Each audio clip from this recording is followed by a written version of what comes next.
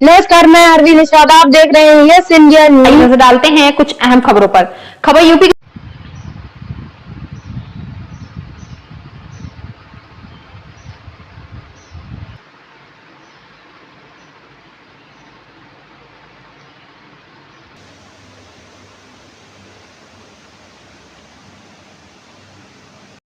गुरुजी,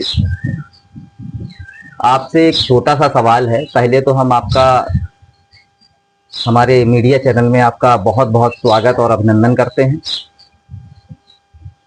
और हम अपने चैनल के माध्यम से एक संदेश आपसे लेना चाहते हैं कि समाज को कैसे बेहतर बनाया जाए। उसके पहले हम आपका छोटा सा परिचय, और आप इस वेश में जो साधु के वेश में आए हैं, ये साधु का वेश आपने कब और कैसे और किस तरह से स्टार्ट किया, और आज जो देश की सेवा कर रहे हैं, लोक कल्याण के भाव से आप देश सेवा में आए हैं, तो इसके बारे में विस्तृत जानकारी देना चाहेंगे। धन्यवाद। आप यहाँ पर श्री लक्ष्मी नारायण मंदिर बड़ा स्थान कालपी पर आए, अच्छी बात है। और आपने जो प्रश्न किए हैं सनातन के संबंध में, और ये भी पूछा है कि आपने कब से इस देश में आए।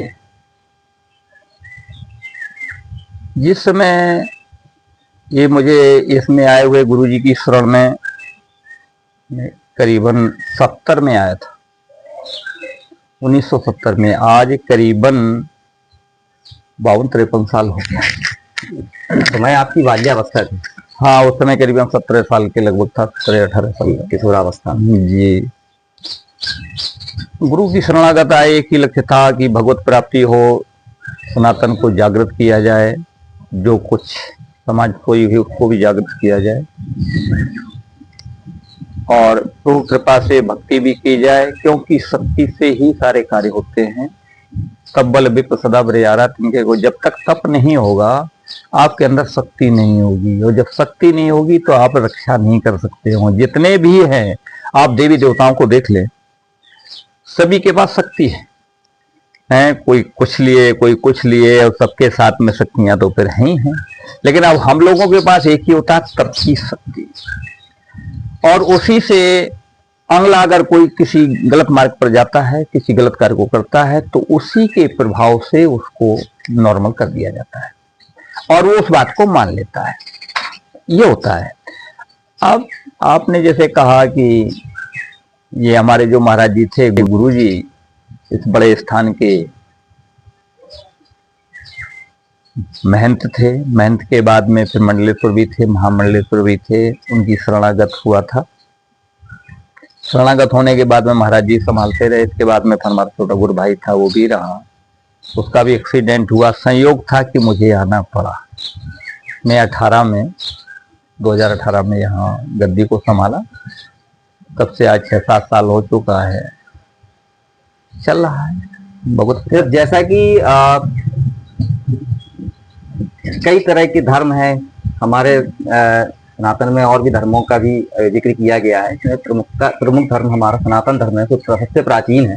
इस धर्म में, इसके बारे में क्या कहना चाहेंगे सनातन धर्म के बारे में? सनातन धर्म में सीधी सी आप संधि विच्छेद, सनातन जो शरीर में रमा हो वही सनातन है। अब शरीर में क्या रमा है?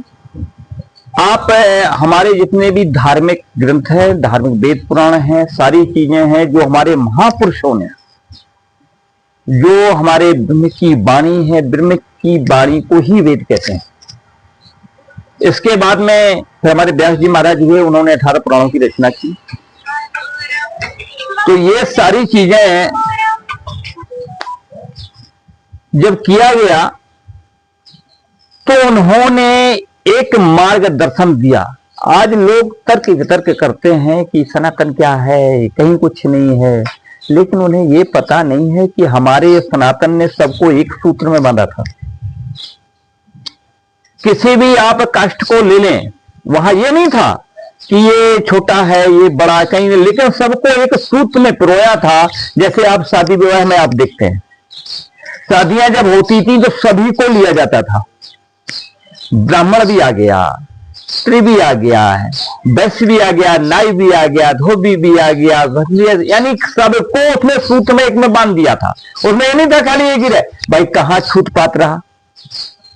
जो आज लोग कहते हैं अरे यार सनातन में वो जो है ये फलाने के साथ गलत होता था, वो ब्राह्मण करते थे, वो छठी करते थे, वो अपना साथ नहीं, वो एक सूत्र में प्रयोग और कितना सुंदर ढंग से कार्य चल रहा था। बताना मत, कोई लड़ाई नहीं, कोई झगड़ा नहीं, सब अपने अपने कार्य में बिजी थे और सबको मिलता था, कार्य भी मिलता था, कार्य के पैसे भी मिलते थे।